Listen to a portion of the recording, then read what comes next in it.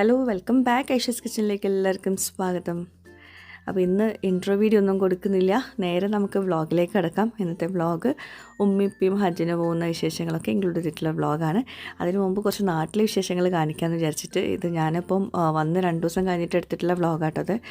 അപ്പം രാവിലെ ബ്രേക്ക്ഫാസ്റ്റ് ഉണ്ടാക്കുന്ന കാര്യങ്ങളൊക്കെയാണ്. കാരണം നേരെ നമ്മൾ നാട്ടിലേക്ക് വന്ന നെക്സ്റ്റ് ഡേ ആണ് ഉമ്മിപ്പിയും പോയിട്ടുണ്ടായിരുന്നത് ഹജ്ജിന്.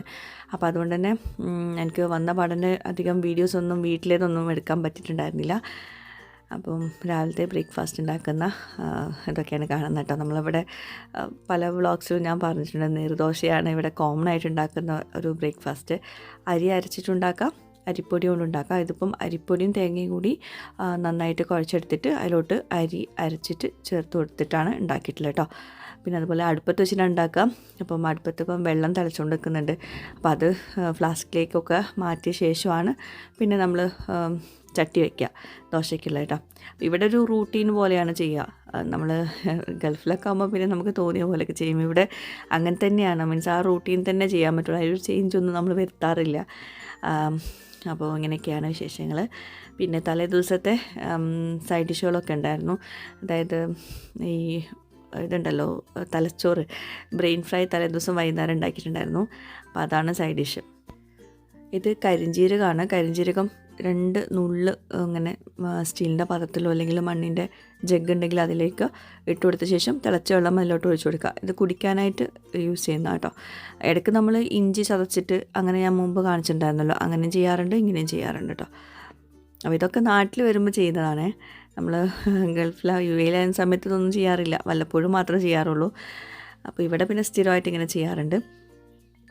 പിന്നെ ഇത് പയറിൻ്റെ ഇല, പയറ്റിൻ്റെ ഇല എന്ന് പറയും നമ്മളിവിടെ. അത് തോരൻ ഉണ്ടാക്കാൻ വേണ്ടിയിട്ട് ഇത്ത കൊണ്ടുവന്ന് തന്നാണ് മൂത്തച്ചി, അതായത് ഇക്കാൻ്റെ ബ്രദറിൻ്റെ വൈഫ്. അവരുടെ വീട്ടിലുണ്ടായതാണ്, ഇവിടെ മുറ്റത്ത് പറമ്പിലുണ്ടായതാണ്. അപ്പം ഇക്കാക്ക് ഭയങ്കര ഇഷ്ടമാണ്, അപ്പോൾ കൊണ്ടുവന്നാണ്. നമ്മൾ വന്നാൽ കുറേ ഇലകളൊക്കെ കിട്ടും കേട്ടോ. ഇത് തലേദിവസം ഉണ്ടാക്കിയാണ് കേട്ടോ, ബ്രെയിൻ ഫ്രൈ. ഉമ്മാൻ്റെ സ്പെഷ്യൽ റെസിപ്പിയാണ്. പിന്നെ നമ്മളെ Tirur Sabkha special chicken chilli ഉണ്ടായിരുന്നു, തലേദിവസം ഉണ്ടാക്കിയല്ല വാങ്ങിച്ചതായിരുന്നു. അപ്പോൾ അതും കുറച്ച് ബാക്കിയുണ്ടായിരുന്നു. രണ്ടും കൂടിയായിട്ട് അടിപൊളിയായിരുന്നു കേട്ടോ ബ്രേക്ക്ഫാസ്റ്റ്.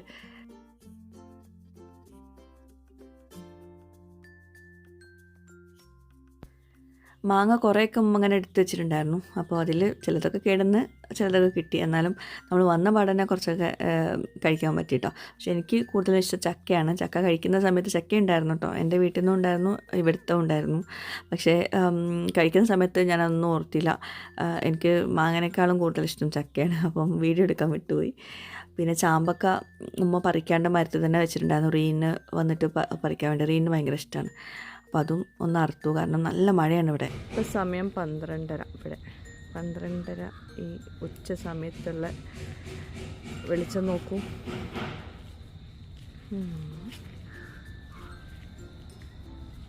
നമ്മുടെ കറിവേപ്പില കണ്ട, കറിവേപ്പിലത്തോട്ടം എന്ന് വേണമെങ്കിൽ പറയേണ്ടി വരും. ഞാൻ നനച്ചുണ്ടാക്കിയതായിരുന്നു, പക്ഷേ ഇപ്പം കണ്ട ഹായ് അടിപൊളി.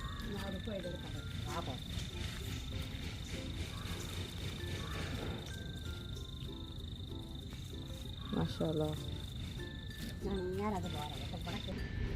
ഇതവിടെ അടുത്ത കറിവേപ്പിലത്തോട്ടം.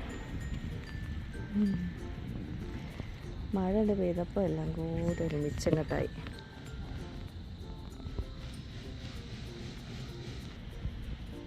നമ്മുടെ ചീര, ഈ ചീരൻ്റെ പേരെന്താ? എന്തോ ഒരു ചീര പറയുന്നുണ്ടല്ലോ.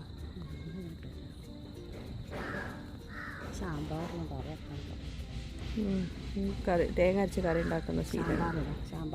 സാമ്പാറിൽ ഈ ചീരയെ നല്ല മഴക്കാറുണ്ട്, നല്ല രസമുണ്ട് കാണാൻ.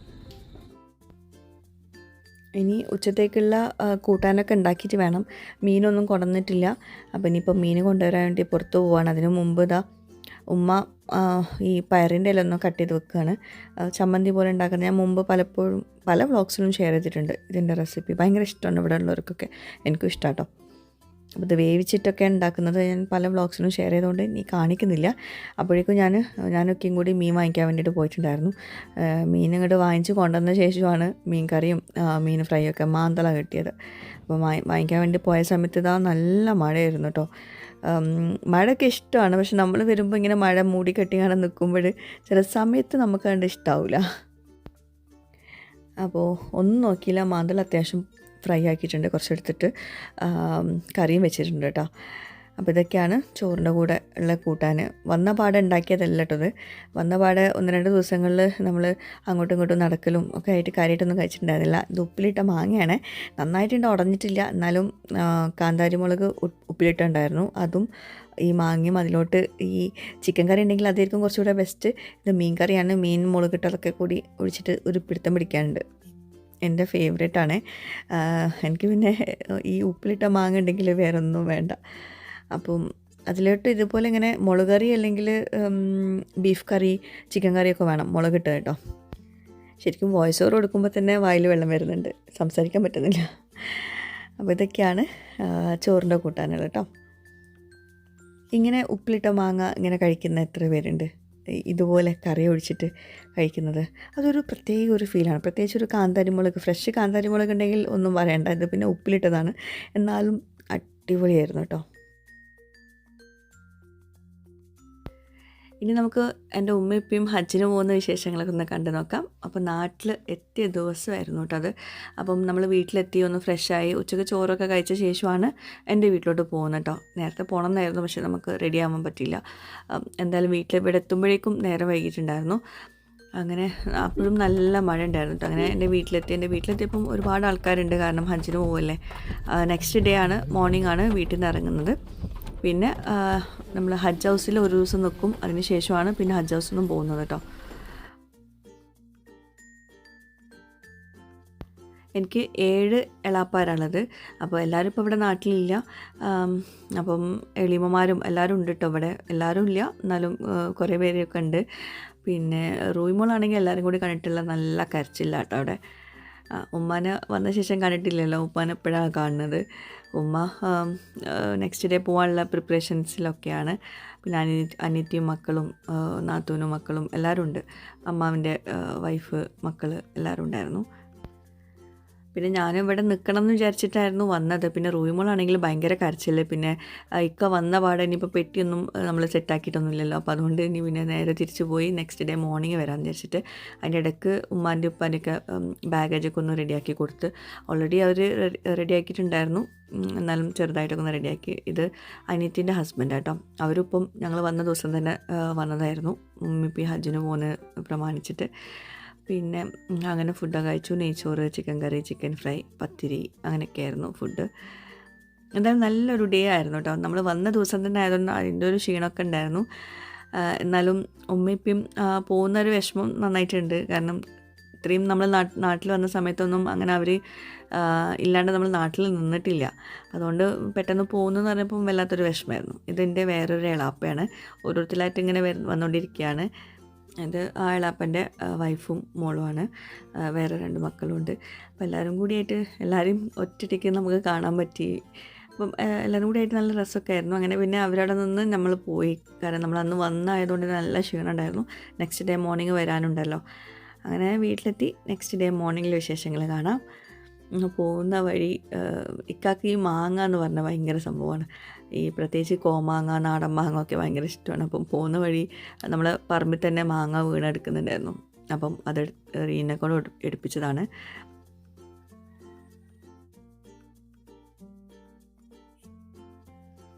അങ്ങനെ രാവിലെ വീട്ടിലെത്തി. ശരിക്കും പറയുകയാണെങ്കിൽ ഞങ്ങൾ നാട്ടിലുണ്ടായ സമയത്തൊന്നും അവർ അങ്ങനെ ഇല്ലാണ്ടിരുന്നിട്ടില്ല. അപ്പോൾ അതുകൊണ്ട് ഭയങ്കരമായിട്ടൊരു മിസ്സിങ് ഉണ്ട്. പക്ഷെ എന്തായാലും നല്ല കാര്യത്തിനല്ല പോകുന്നതിനുള്ള ഒരു ആശ്വാസം കൂടിയുണ്ട്. പിന്നെ ഉമ്മയും ഒക്കെയും കൂടിയുള്ള സംസാരങ്ങളൊക്കെയാണ്. ഞാൻ കൂടുതലൊന്നും എടുത്തിട്ടില്ല. ഇത് എൻ്റെ വേറൊരു എളാപ്പയാണ്, ഏറ്റവും ചെറിയ എളാപ്പ.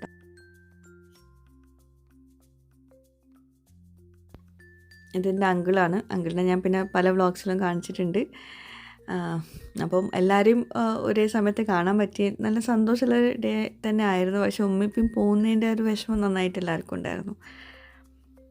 അങ്ങനെ ഇറങ്ങേണ്ട സമയമായി. രാവിലെ ഒരു 7:30 ആകുമ്പോൾ ഇവിടുന്ന് ഇറങ്ങണം എന്ന് പറഞ്ഞിട്ടുണ്ടായിരുന്നു. പിന്നെ എയർപോർട്ടിലേക്ക് പോയിട്ട് പിന്നെ അവിടുന്ന് ഹജ്ജ് ഹൗസിലേക്ക് പോയിട്ട് അവിടുന്ന് രാത്രിയാണ്, പിന്നെ നെക്സ്റ്റ് ഡേ പുലർച്ചെയാണ് ഫ്ലൈറ്റ് സൗദിക്കുള്ളത്.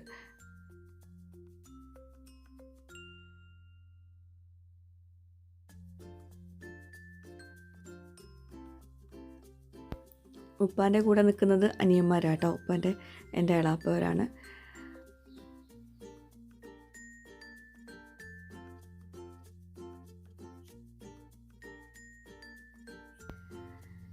അപ്പോൾ ഇനി ഇറങ്ങുന്ന സമയമാണ്. അതൊരു വല്ലാത്തൊരു ഫീൽ തന്നെയാണ്. ഞാൻ പിന്നെ ആ ഭാഗത്തേക്ക് അധികം നിൽക്കില്ല. എനിക്കിങ്ങനെ സങ്കടം ഇത് കാണിക്കുന്നൊന്നും വലിയ ഇഷ്ടമില്ല. എന്തായാലും സങ്കടം ഉണ്ടാവും, പക്ഷേ ഇങ്ങനെ എന്തോ അതിൽ വല്ലാണ്ട് ഇതാവുന്ന ഇഷ്ടമല്ല. അങ്ങനെ പിന്നെ ഉമ്മയും ഉള്ള വണ്ടിയിലാണ് ഞാനും കയറിയത്. ഇക്ക വന്നിട്ടുണ്ടായിരുന്നില്ല കേട്ടോ. അപ്പം എയർപോർട്ട് എത്തിയിട്ടുണ്ട്. ഇക്കാക്ക് പിന്നെ ഒരു ദിവസം മുഴുവനും ട്രാവൽ ചെയ്തല്ലേ, പിന്നെ അങ്ങോട്ടും ഇങ്ങോട്ടും നടക്കുമ്പോൾ ശരിയാവില്ല. അങ്ങനെ നമ്മൾ എയർപോർട്ടിൽ പിന്നെ നമ്മൾ കുറേ നേരം നിന്നു കേട്ടോ എയർപോർട്ടിലൊക്കെ. അവിടുന്ന് പിന്നെ ഹജ്ജ് ഹൗസിലേക്ക് പോകണം. ഹജ്ജ് ഹൗസിലും കുറച്ച് നേരമൊക്കെ നിന്നിട്ട് പിന്നെ അവിടുന്ന് നമ്മൾ വീട്ടിലോട്ട് പോന്നു. പിന്നെ പോകാൻ നേരം ഞാൻ പിന്നെ പോയിട്ടുണ്ടായിരുന്നില്ല. പിന്നെ അവിടെ നമ്മൾ കുറേ വ്യൂവേഴ്സിനെയും കുട്ടികളൊക്കെ കണ്ടിട്ടുണ്ടായിരുന്നു കേട്ടോ. അപ്പം വീഡിയോ എടുക്കാൻ പറ്റിയൊരു മൂഡിലല്ലായിരുന്നു. പിന്നെ എൻ്റെ അങ്കിളിൻ്റെ മോനാണ് വീഡിയോ എടുത്തിട്ടുണ്ടായിരുന്നതൊക്കെ. അതുപോലെ റോയിമോളെ കൊണ്ടുവന്നിട്ടില്ല കേട്ടോ. റോസും റീനും മാത്രമേ ഉണ്ടായിരുന്നുള്ളൂ, ഞാനും മാത്രമേ ഉണ്ടായിരുന്നുള്ളൂ. പിന്നെ റോസ് പിന്നെ തലേ ദിവസം അവിടെ നിന്നിട്ടുണ്ടായിരുന്നു, നമ്മളെ കൂടെ വന്നിട്ടുണ്ടായിരുന്നില്ല. എയർപോർട്ടിലേക്ക് അമ്മാവിൻ്റെ വൈഫ്, അമ്മാവിൻ്റെ മരുമോളെ ഉമ്മ, പിന്നെ എൻ്റെ അനിയത്തിൻ്റെ അമ്മായിമ്മ, ഞങ്ങൾ, അനിയത്തി, നാത്തൂന്, അങ്ങനെയൊക്കെയായിരുന്നു വന്നിട്ടുണ്ടായിരുന്നു കേട്ടോ.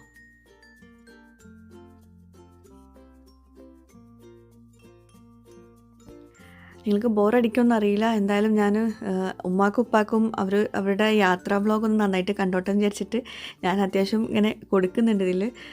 അങ്ങനെ അവർ ഈ ഹജ്ജിന് പോകാൻ, ഈ ഒരു ബാച്ചിൽ പോകാൻ നെക്സ്റ്റ് ഡേയും അതിൻ്റെ പിറ്റത്തെ ഡേ ഒക്കെ പോകുന്നവരുണ്ട്, ഓരോ ദിവസം പോകുന്നവരുണ്ട്. അപ്പം അവരൊക്കെ അവിടെ ഇങ്ങനെ ഇരുത്തിയിട്ടുണ്ട്. പിന്നെ ഇത് എൻ്റെ ഉപ്പാൻ്റെ ഫ്രണ്ടും വൈഫുമാണ്. കുറേ നാളുകൾക്ക് ശേഷമാണ് കാണുന്നത് കേട്ടോ ഇവരെ കേട്ടോ. പിന്നെ ഇവിടുത്തെ ഇക്കാൻ്റെ ഉമ്മാൻ്റെ അനിയത്തിയും ഫാമിലിയാണ്. അവരുടെ മോനും വൈഫും പോകുന്നുണ്ട്. ഉപ്പാൻ്റെ കൂടെ തന്നെയാണ്. ഇവരാണ് അവരുടെ മോൻ കേട്ടോ. അപ്പം ഒന്ന് പരിചയപ്പെടുത്തി കൊടുത്താണ് ഉപ്പാക്കും ഉമ്മാക്കും. അറിയാം ഓൾറെഡി, എന്നാലും പോകുന്ന ആൾക്കാരൊന്ന് കാണിക്കാമല്ലോ. അങ്ങനെ പിന്നെ അവരുടെ ബസ് വന്നു. ഇവിടുന്ന് എയർപോർട്ടിൽ നിന്ന് ഈ ബസ്സിലാണ് ഹജ്ജ് ഹൗസിലേക്ക് അവർ പോകുന്നത്. ഹജ്ജ് ഹൗസ് ഇവിടെ അടുത്ത് തന്നെയാണ്. അപ്പം എല്ലാവരും ഇപ്പോൾ ബസ്സിൽ കയറുന്ന തിരക്കിലാണ്. ബസ്സിൽ കയറാൻ നേരമൊക്കെ നമുക്ക് വല്ലാത്തൊരു വിഷമം തന്നെയായിരുന്നു. പക്ഷേ എന്തായാലും നല്ല കാര്യത്തിനല്ല പോകുന്നതെന്നുള്ള ഒരു ഇതുണ്ട്.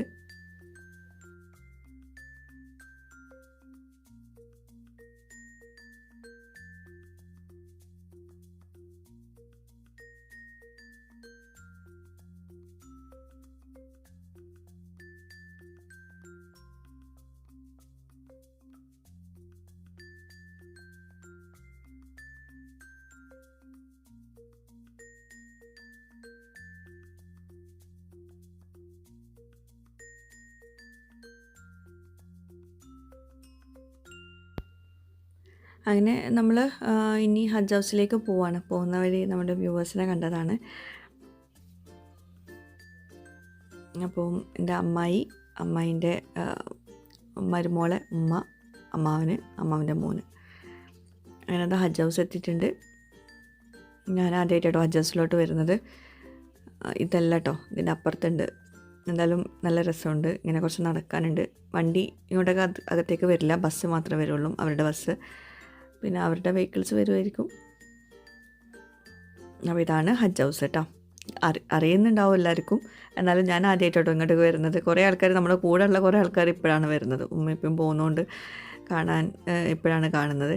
അപ്പം ഇതിൽ ലേഡീസിൻ്റെ ഡോർമെട്രി ഉണ്ട്, ജെൻസിന് രണ്ടും സെപ്പറേറ്റ് ആട്ടോ. അപ്പോൾ ഉമ്മ ഒരു സ്ഥലത്തും ഉപ്പ ഒരു സ്ഥലത്തുമാണ്. രണ്ടുപേർക്കും 2 റൂംസൊക്കെയാണ്. അപ്പോൾ ഉമ്മാനെ ഒന്ന് വിളിപ്പിച്ചാണ്. ഉമ്മ വന്ന പാടന്നെ അകത്തേക്ക് കയറിയിട്ടുണ്ടായിരുന്നു. നമുക്ക് ഇതിൻ്റെ അകത്തേക്ക് കയറാൻ പറ്റില്ല. ഇവിടെ പുറത്ത് നിന്നിട്ട് സംസാരിക്കുക. അങ്ങനെ ഒരുപാട് നേരം സംസാരിക്കാനും പറ്റില്ല.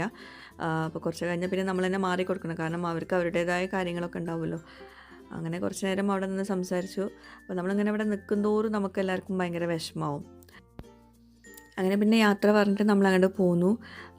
പിന്നെ അതിനുശേഷം പിന്നെ ഇക്കാക്ക മാത്രം, എൻ്റെ ബ്രദറും മക്കളും കൂടിയാണ് വന്നിട്ടുണ്ടായിരുന്നത് എയർപോർട്ടിലോട്ട് പോകാൻ നേരം, ഇവരെ ഫ്ലൈറ്റിൽ കയറാൻ നേരം.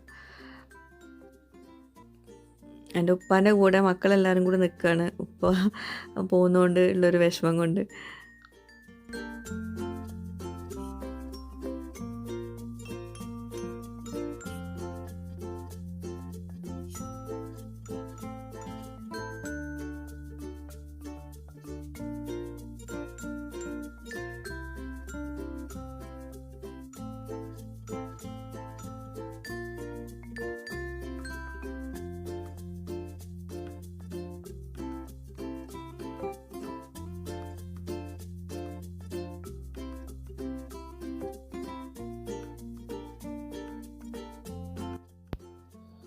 അങ്ങനെ നമ്മൾ പോന്നു. പോരുന്ന വഴി നല്ല മഴ ഉണ്ടായിരുന്നു കേട്ടോ. അങ്ങനെ പോകുന്ന വഴി ചായയൊക്കെ കുടിച്ച് വീട്ടിലോട്ട് പോന്നു. അപ്പോൾ ഇതൊക്കെയാണ് ഇന്നത്തെ വ്ളോഗിലെ വിശേഷങ്ങൾ. എല്ലാവർക്കും വ്ളോഗ് ഇഷ്ടമായിട്ടാണെന്ന് വിശ്വസിക്കുന്നു. നിങ്ങളുടെ ഫീഡ്ബാക്ക്സ് എഴുതി അറിയിക്കുക. പുതിയൊരു വീഡിയോ മറ്റു വ്ളോഗുമായിട്ടൊക്കെ വരുന്നവരേക്കും ബൈ. Thank you.